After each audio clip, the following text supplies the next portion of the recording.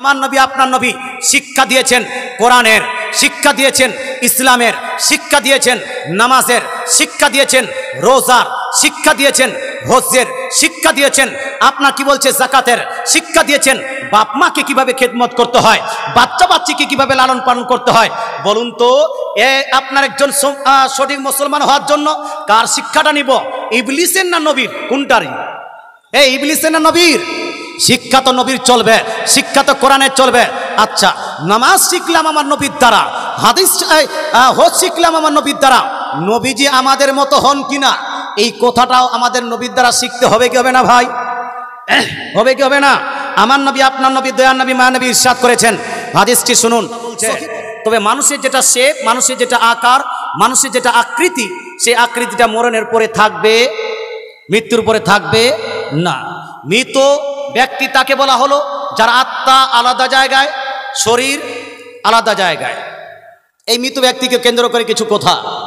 সম্মানিত মুসলিম সমাজ, আচ্ছা, মানুষ যখন মারা যায় তার সঙ্গে আপনার সম্পর্ক কি শেষ না সম্পর্ক আছে? যে বাপ মারা গেছে তাকে কি আপনি বাপ বলতে পারবেন না?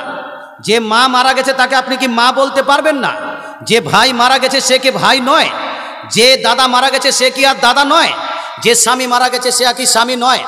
যদি বাপ মারা যাওয়ার পরে তার সম্পর্কটা একদম ডিসকানেক্ট হয়ে গেল, আর সম্পর্ক নাই, সেই বাপটার বাপ নয়, তাহলে তার সম্পদটা আপনি নেবেন কেন? যদি ভাই মারা যাওয়ার পরে সেই ভাইটা যদি ভাই না থাকে তাহলে আপনি ওই ভাইয়ের সম্পদ নেবেন কেন? আপনার সন্তান মারা গেছে, সন্তান মারা যাওয়ার পরে ওই সন্তানটা যদি আপনার না থাকে তাহলে কাল কিয়ামতের মাঠে উত্তপ্ত ময়দানে তাকে সন্তান বলে ডাকবেনই কেন? কোরআনের মধ্যে একাধিক জায়গাতে আল্লাহ তাআলা বলছেন কাল কিয়ামতের মাঠে উত্তপ্ত ময়দানে কঠিন আযাবের দিনে যদি বাপ মায়ের নেকি কমে যায় আর সন্তানের নেকি বেশি হয়ে যায়, তাহলে সন্তানের নেকিটা বাপ মাকে দিয়ে ওই বাপ এবং সন্তানকে একত্রিত করা হবে। যদি আপনার সন্তানের নেকি কম হয়ে যায় আর বাপ মায়ের নেকি বেশি হয়ে যায়, তাহলে বাপ মায়ের নেকিটা সন্তানকে দিয়ে বাপ এবং সন্তানকে একই জায়গায় জান্নাতে রাখা হবে। তার মানে বোঝা গেল যে আপনার বাপ বা বেটা এই সম্পর্কটা ছিন্ন হয়ে যাচ্ছে না। হাদিসের মধ্যে এটাও আছে, বাচ্চা যদি ছোট্টকালে একদম সাবালক না হওয়ার আগে ইন্তেকাল করে যায়, এই বাচ্চারা কাল কিয়ামতের মাঠে, অর্থাৎ আপনার 1 বছর 1.5 বছর 2 বছরের বাচ্চা মারা গেছে, গর্ভতেই মারা গেছে, গর্ভস্থ হওয়ার পরে আপনার বাচ্চা হওয়ার পরে সেই বাচ্চা মারা গেছে, কাল কিয়ামতের মাঠে উত্তপ্ত ময়দানে এই বাচ্চারা বাপ মায়ের আপনার সুপারিশ করবে। তবে হ্যাঁ, যেই মা যেই বাপ নিজ সন্তানকে নিজেই মেরে ফেললো, জেনা করে বিবিচারীর সঙ্গে লিপ্ত হয়, প্রেম করে প্রীতির সঙ্গে লিপ্ত হয়, ক্রিসমাস ডে ভ্যালেন্টাইন্স ডে পয়লা ফাল্গুনে আপনার নিজেকে করে যদি আপনার বাচ্চাকে মেরে ফেলে, ওই বাচ্চা কিন্তু কাল কিয়ামতের দিবসে বাপ মায়ের সুপারিশ করবে। এর হানা বলুন না বাপ, রাগ করছেন নাকি আপনারা? আচ্ছা, রাগ করলে কোনো সমস্যা নাই, রাগ আজকে করেন, কিয়ামতে গিয়ে আপনি ঠুকাই খাবেন। এই হাদিস কোরআনের কথা রাগ করার কি আছে? একটু জোরে বলেন না সুবহানাল্লাহ, মাশাআল্লাহ। বলতে এটা চাচ্ছি মুসলমান, তাহলে বোঝা গেল মানুষ মারা যাওয়ার পরে তার সম্পর্কটা ছিন্ন হয়ে যায় না, সম্পর্ক থেকে যায়। তবে হ্যাঁ, কিছু রেগুলেশন, রুলস অ্যান্ড রেগুলেশন আছে। যেমন যদি স্বামী মারা যায় আর স্ত্রী যদি বলে আমার স্বামী মারা গেছে, মরে যাওয়ার আগে, মারা যাওয়ার আগে ওই স্বামীকে স্নান করালে আমি নেকি পেতাম, ওই স্বামীকে আমি খিদমত করলে নেকি পেতাম, এবার আমি মারা যাওয়ার পরে অন্য কাউকে গোসল করতে দিব না, আমি গোসল করাবো, এইটা কিন্তু জায়েজ হবে? এজোরে বলে না, হবে? হবে না।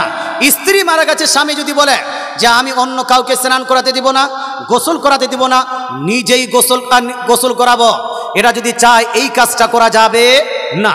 কিছু কানুন আছে। তবে আপনি যদি বলেন হুজুর স্ত্রী মারা গেছে, স্বামী ওই আপনার জানাজাটা বহিতে পারবে কি পারবে না? কথা বুঝতে পারছেন না? অনেকগুলো জায়গাতে বলে যে স্ত্রী মারা গেছে, ওই স্বামীটা তাকে কবরে নামাতে পারবে কি পারবে না? আমি বলবো, মন্টুর বাপ যদি আপনার স্ত্রীর এই জানাজা বইতে পারে, ঝন্টুর বাপ যদি আপনার স্ত্রীর জানাজা বইতে পারে, আপনি পারবেন না কেন? অবশ্যই অবশ্যই পারবেন। আপনার স্ত্রী, আপনার অন্যের স্ত্রী, আপনার মা, আপনার দাদি যাই মারা গেছে, ওদের আপনি জানাজাটা আপনি নিজের কাঁধে নিয়ে যেতে পারবেন। মুসলমান আপনাকে বলতে চাই, আপনার স্ত্রী মারা গেছে, কবরে নামানোর সময় আপনি তাকে আপনার স্পর্শ করে বা তাকে আপনি নামাতে পারবেন কিনা? এইটাও জায়েজ আছে, এটাকে না জায়েজ বলা যাবে? বলা যাবে না। মুসলমান এতক্ষণ আলোচনা হলো, সম্পর্ক ছিন্ন হয়ে যায় না। কিন্তু ভাই, মৃত ব্যক্তিকে মরার পরে কোনো ব্যক্তিকে জিন্দাও বলা হয়? এই মরার পরে কি বলেন তাকে? আপনি জিন্দা বলেন? হানা বলুন। মরার পরে কোনো মানুষকে যদি জিন্দা বলা হয়, তা আপনাকে পাগল বলবে না ভালো মানুষ বলবে? এ কি বলবে বলুন না? পাগল বলবে না ভালো মানুষ? বাপ মারা গেছে বলছে না বাপ আমার জিন্দাই আছে, তো আপনাকে পাগল বলবে না? বাপ বেটা মারা গেছে, বেটা যদি জিন্দা বলেন পাগল বলবে কি বলবে না? মুসলমান আপনাকে বলতে চাই, মানুষ মারা গেলে সেই ব্যক্তিকে জীবিত বলতে হয় না মৃত বলতে হয়? ওই ব্যক্তিকে কেউ যদি জীবিত বলে তাহলে আপনাকে খারাপ লাগবে, বলবে যে এই ব্যক্তি যেন তা ছুটে গেছে। কিন্তু ভাই, এটা আপনি কি করে ভাবলেন যে যে ইন্তিকাল করেছে তাকে জিন্দা বলা হয় না, যে ইন্তিকাল করেছে তাকে জীবিত বলা যাবে না? মুসলমান, এখানে একটু পার্থক্য আছে। এখানে যারা আহলে হাদিস ভাই আছেন, যারা দেওবন্দি ভাই আছেন, আমি আপনাকে গালি দিতে চাই না, তবে দলিলের আগে আপনি চলতে পারবেন না, কোরআনের উপর আপনি কথা বলতে পারবেন না, হাদিসের উপর আপনি কথা বলতে পারবেন না। কোন সুন্নি মানুষ যদি কোরআন এবং হাদিসের বিপক্ষে যায়, সেও কিন্তু সুন্নি হয়ে নাজাত পাবে? পাবে? নাজাত পাবে না। নাজাতের মানদণ্ড কি? নাজাতের মানদণ্ড হলো কোরআন, হাদিস এবং দলিল, ইজমা এবং কিয়াস। এর বিপক্ষে যদি আপনি যান, আপনি সইতে পারবেন না।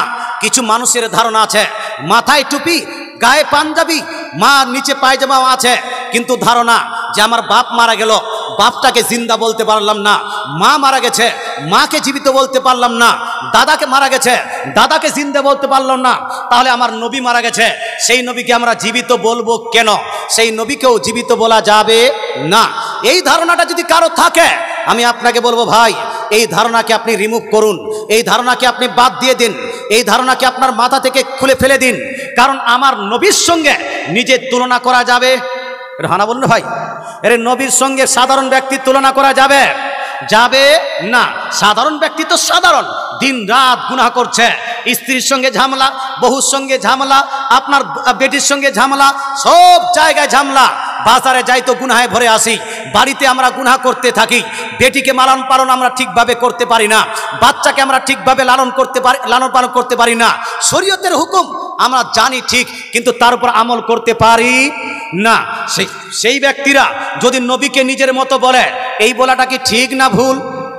এর হানা বলুন না বাপ, ঠিক না ভুল? ভুল।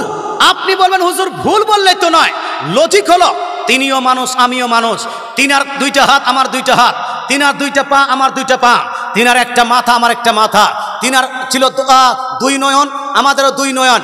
কিন্তু আমি আপনাকে বলবো ভাই, তিনার দুই নয়ন ছিল, কিন্তু সেই দুই নয়নটা আপনার মতো তো না। আপনি এই দিকে আপনি করবেন, মাদ্রাসার পিছনে কি হচ্ছে সেটা দেখতে পারবেন না, দিল্লি বোম্বাইতে বর্তমান কি হচ্ছে আপনি দেখতে পারবেন না। কিন্তু আমার নবী, আপনার নবী, দয়ার নবী, মায়ার নবী ইরশাদ করেছেন, হাদিসটি লিপিবদ্ধ আছে সহিহ মুসলিম শরীফ, জিল নাম্বার 2, পেজ নাম্বার 390 এর মধ্যে নবী বলছেন, ইন্নাল্লাহা জাওয়ালিয়াল আরদা ফারাইতু মাসারিকাহা ওয়া মাগারিবাহা। নবী বলছেন আল্লাহ তাআলা গোটা কায়নাতকে, গোটা পৃথিবীকে আমার জন্য এমন ছোট করে দিয়েছেন, এমন সংকীর্ণ করে দিয়েছেন যে পৃথিবীর এক কোণা থেকে অপর কোণা পর্যন্ত আমি নবী মদিনায় বসে এটা টাইম দেখতে পাই। জোরে বলেন সুবহানাল্লাহ। তো নবীর দুই নয়ন আপনার দুই নয়ন কি সমান? রানা বলুন না বাপ, সমান? আচ্ছা, পাটাকে শুরু করি, নয়ন বললাম পা, আপনারও পা, উনারও পা, কিন্তু দুই পায়ের মধ্যে পার্থক্য আছে কি নাই? এরা আছে কি নাই? আছে। কি ভাই, আপনার পা যদি কাঁটায় লাগে, কাঁটা আপনার পায়ে বিঁধে যাবে, যদি আগুনে লাগে আগুন আপনার পাকে জ্বলিয়ে দিবে, যদি পাথরে লাগে পাথর আপনাকে জ্বালাতন করবে, যদি কাঙ্করে লাগে কঙ্করটা আপনাকে যেন কষ্ট দিবে। কিন্তু আমার নবী, আপনার নবী, দয়ার নবী, মায়ার নবী, আকাই নামদার, মদনী তাজদার, আহমদে মুখতার, জনাবি রাসূলুল্লাহ সাল্লাল্লাহু তাআলা আলাইহি ওয়াসাল্লামের হাদিস শুনুন।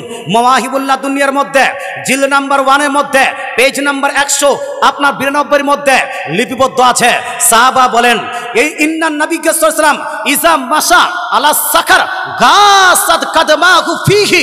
আমার নবী, আপনার নবী, দয়ার নবী, মায়ার নবী যখন কোন পাথরের উপর, গরম পাথরের উপর পা দিয়ে চলতেন, সেই গরম পাথর মোম হয়ে আমার নবীর নকশা, পায়ের নকশা নিজের সিনায় নিতেন। বলেন সুবহানাল্লাহ। আমার নবীর পায়ের নকশা নিজের সিনায় নিতেন। ভাই এই জন্য তো বিভিন্ন জায়গায় নবীজির কদম মুবারকের নকশা পাওয়া যায় কি যায় না? এই জন্য যায় কি যায় না? ওয়াহাবিরা মানতে চায় না। ভাই আপনাকে গালি দিতে চাই না, তো আপনি মানবেন না কেন? হাদিসে যখন আছে আপনি মানবেন না কেন? আপনি যখন কোরআনে আছে মানবেন না কেন? যাই হোক না কেন, মুসলমান নামে পরিচিত ব্যক্তি হলে কোরআন হাদিস ছাড়া কোনো গতি থাকতে পারে না।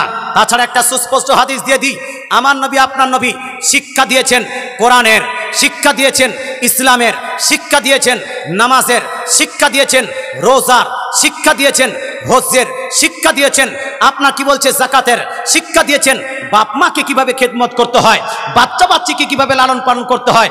বলুন তো আপনার একজন সঠিক মুসলমান হওয়ার জন্য কার শিক্ষাটা নিব? ইবলিসের না নবীর? কোনটারই?